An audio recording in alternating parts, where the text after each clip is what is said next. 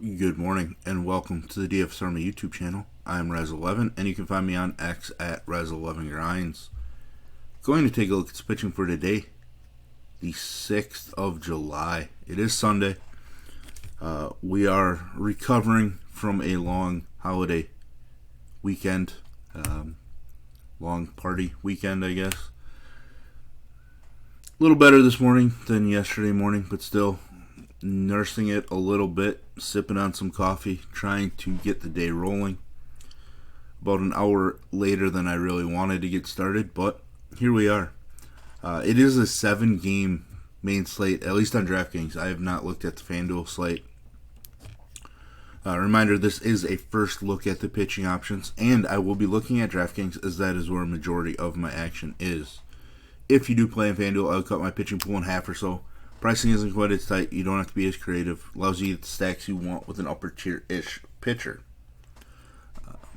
Also, really should always focus on high strikeout and deep pitching. You need that quality start over on FanDuel, along with the strikeouts. But with that said, we're going to dig into the options here on DraftKings.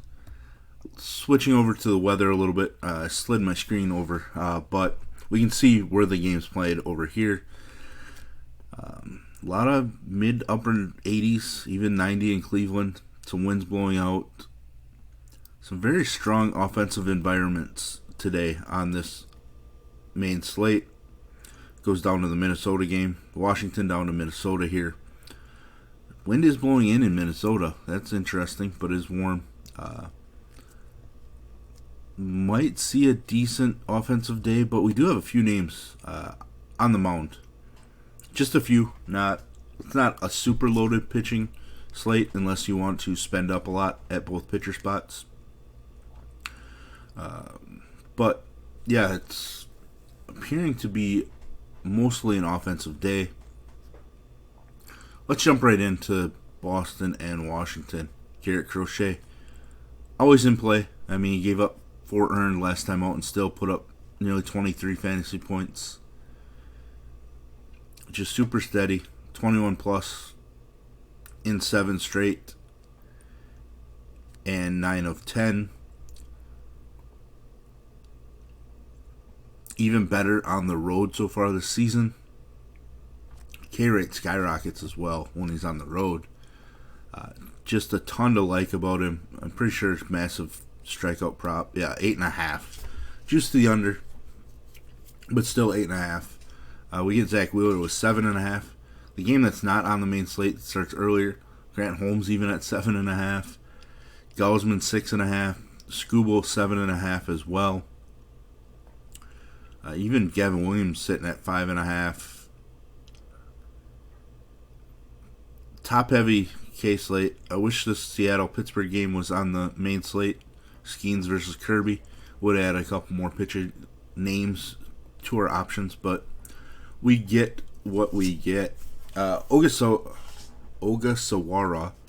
came over from Japan. Has been in the minors. Dealt with some injuries as well. Looking not the greatest. Nothing special, but being left-handed, being 4K against Boston does intrigue me a little bit. Boston as a team against left-handed pitching. Trying to load that up on my other monitor. They've been decent overall, but obviously a lot of that was Rafi Devers, and then Bregman, who's on the IL. Romy Gonzalez has been pretty solid. Ref Snyder's decent. Narvaez. But I'm not sure. I mean, I'm not super afraid of this Boston offense, so maybe Ogasawara is in play. I want to go back into his spring numbers and get an idea of what he's done against Major League hitters. K prop of 4.5. Juice is on the under, so that's not overly exciting. But he's somebody that I might want to sprinkle in. I just have to see if I feel like he has enough upside to make it. into my pool. Cincy, Philly, Chase Burns. The world was on him against Boston, and he got absolutely lit up. It's going to be a super volatile rookie. Ton of upside, but a ton of volatility. Home run allowed in each. Didn't pick up a strikeout last time out after striking out the first 5 or 6 in his debut. I'm going to sprinkle him in just because he has a ton of K upside, but I don't really love the spot for him. It's just, can we catch it? Lightning in a bottle. And I feel like an 8 to 10% share, out of 150 or 300 lineups, depending on what I build out this morning. I feel like I can sacrifice those just in case he goes off. Zach Wheeler, going to be one of my favorite pitchers on the slate. It's just so steady and strong. It's been phenomenal even at home, even better at home. K numbers even jump up. Just everything to love. Obviously, since he has plenty of power, but it's Zach Wheeler, I will take him against basically anybody at this point. Toronto and the Angels. Tyler Anderson taking on a hotter. They've been pretty hot, so I guess I can call them hot. Toronto lineup. Over the last 7 days, the Blue Jays are averaging 7 runs per game, nearly 2 home runs per game. The team ISO of 187.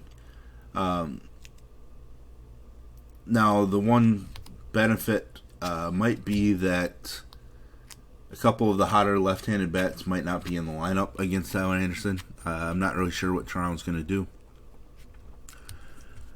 He pretty much shut them down the first time he faced them, so I'm debating using him, even though Toronto's going to be one of my favorite stacks right now.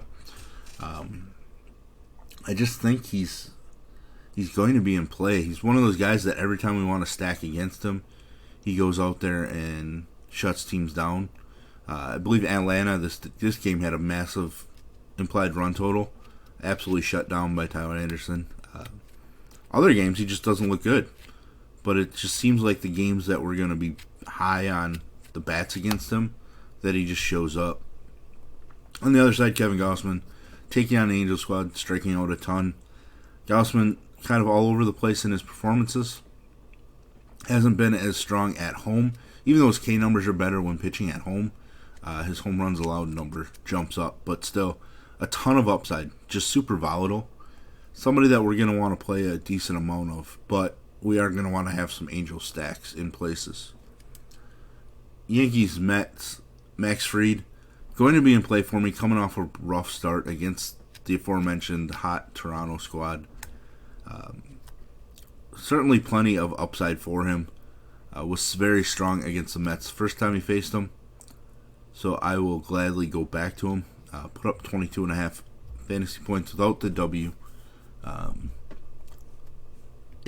definitely don't mind left-handed pitching against the Mets, which is kind of surprising. It just helped that Alonso and Vientos and Lindor, I guess, have struggled pretty strongly against left-handed pitching. Alonso has an OPS of 822, but that's nowhere near his career numbers.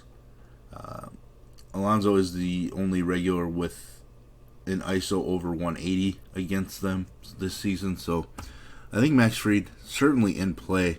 Don't remember what his K number was. 5.5, juice on the under. That number is not super exciting, but still, Max Fried definitely in play. Waddell expect to be the long man. I don't have any interest in him. Judge lines up to be a very strong play in this game if you're looking at, whether you want to spend up on a bat or not.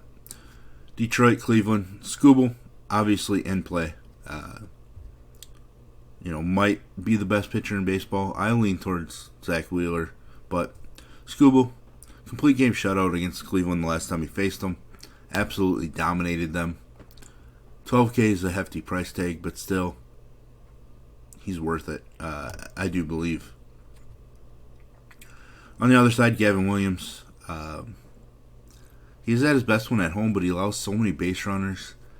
super volatile. I think we can sprinkle him in, but he's not somebody I'm prioritizing at all, really.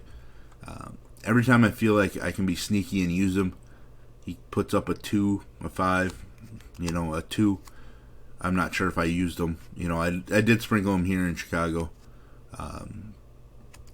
But, he does go out there and put up some numbers against Minnesota, the Angels, San Francisco, against Philly, surprisingly, against the Yankees. So he does have the upside in spots that we don't really expect it, and maybe today is one of those days.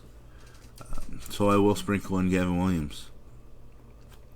Brandon Woodruff, somebody I'm kind of excited to see back now that he's finally back. 82 pitches in his final rehab start on Sunday of last week. Should see 85-ish pitches, maybe a little bit more, but I wouldn't be shocked if they keep him around 80 to 85 for a little while. It is his first MLB appearance in nearly 2 years. 652 days. He's interesting. I don't want to go super heavy on him just because I don't want to have the rug pulled out on me at 75 pitches through 5 or 4, if he has a little control issue. Edward Cabrera, another one of those guys that has a ton of upside in the arm, but super volatile. Very similar to Gavin Williams. Probably has a little more upside than Gavin Williams even, but I like Cabrera. I'm just not sure I'm going to get there. I'm going to have to dig in. Obviously, I don't want my pool to be too large, but Cabrera is certainly worth considering. Probably a better play than Tyler Anderson, to be honest. Better play than maybe Chase Burns as well. But last game on the slate, Tampa Bay, Minnesota. Now, the wind was blowing slightly in. Joe Ryan shut down Tampa Bay the first time he faced them. Did pick up the win, just didn't pick up a ton of strikeouts. Just 21 fantasy points seems pretty low for a guy that allowed 1 run in 6 innings and got the W. But definitely going to be in play for me, kind of as a pivot off of the chalkier guys above him here. So that's why Joe Ryan's definitely somebody I want to utilize. I am afraid of the volatility a little bit against the Tampa Bay offense, but I think Joe Ryan definitely an option for us. Drew Rasmussen was strong against the Twins the first time he faced them, coming off of an atrocious performance. Not a big K guy, so obviously it's a big issue, but doesn't allow a ton of home runs overall. One every nearly 10 innings. Probably a pretty solid play for the price point. On a slate where we have some studs at the top and then a bunch of guys that have question marks. Rasmussen might come into play. He might be a better play than Kevin Gausman when it's all said and done, just because Gausman's super volatile.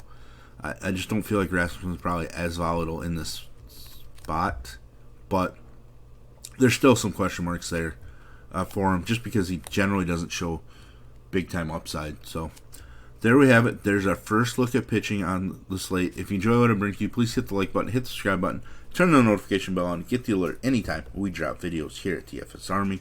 If you want to join us, get access to our coaches, tools, sheets, Discord, etc., I'll put links in the description below. You can use promo code RAZ, that's R-A-Z, for 10% off monthly. And one more thing, we do have a bit of a merch shop that I was alerted that a sweatshirt for myself is available on the DFSArmy.com, I guess, DFSArmy.creator-spring. I will put the link in the description below. Pretty cool idea. I did not create this. Somebody in our live YouTube chat did with RazGPT, and I was told we were putting it on a sweatshirt. So I did pick one of these up for myself and for a individual in my life. But yeah, if you want to check it out, there will be links in the description below. But that's everything. Best of luck, everybody.